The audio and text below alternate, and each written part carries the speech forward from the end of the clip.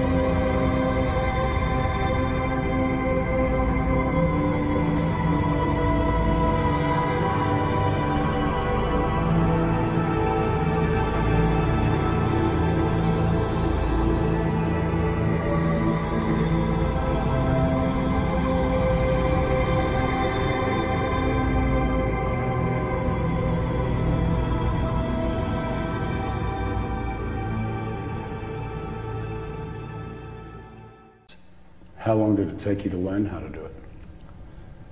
It took me about 6 months before I was at the point where I could start doing Solomon's magic with a goetic mirror. And it's a form of worship? Yes, it is. It's my way of worshiping God. We see the pagan gods and goddesses as personifications of forces of nature. And so we have a whole plethora of entities, and even down into the elements, where we have the gnomes and the earth, and we have the sylphs in the air, and we have the undines in the water, and then we have the salamanders in the fire. So we personify all of the elements and everything. We have a little entity of some kind or another, or a big entity for everything. Solomonic ceremonial magic is basically can be broken down into two divisions. The invocation of the angels, the holy angels, to protect you and inspire you and fill you with the power of God, and then when you've got that mastered, then you set up the dark mirror and the triangle, and then you go for what some people would refer to as the demons. But you use that angelic power that you've already acquired through the crystal ball in the center of the circle and on the altar, and you've got the power of those angels to control the demons that you evoke them out of your deep mind. And so Solomonic magic, all the way from back in the Middle Ages, can be broken down into those two facets. Tell me the procedure we're going to go through tonight, just what you're going to do, what we're going to see.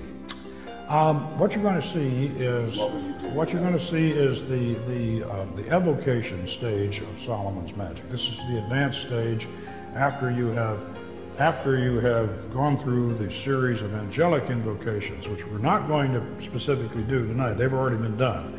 We've got the angels already inside us and on our side, but we are going to invoke those angels with a pentagram ritual. Mike's going to do that, Father Solomon. He's going to invoke the angels with a pentagram ritual.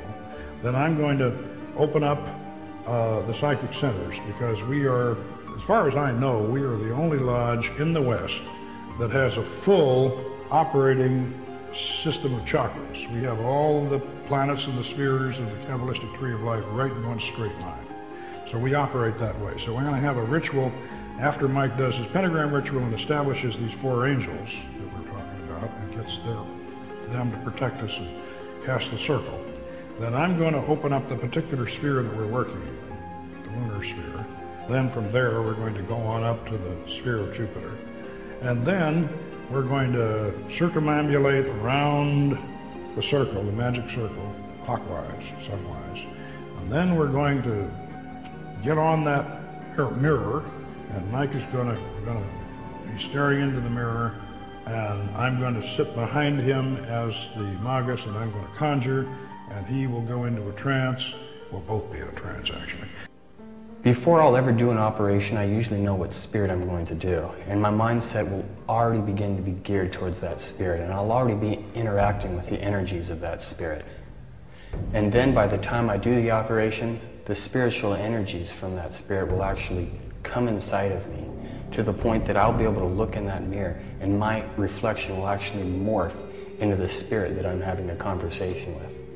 His reflection blanks out, and as I'm conjuring, then what comes back in is going to be the spirit.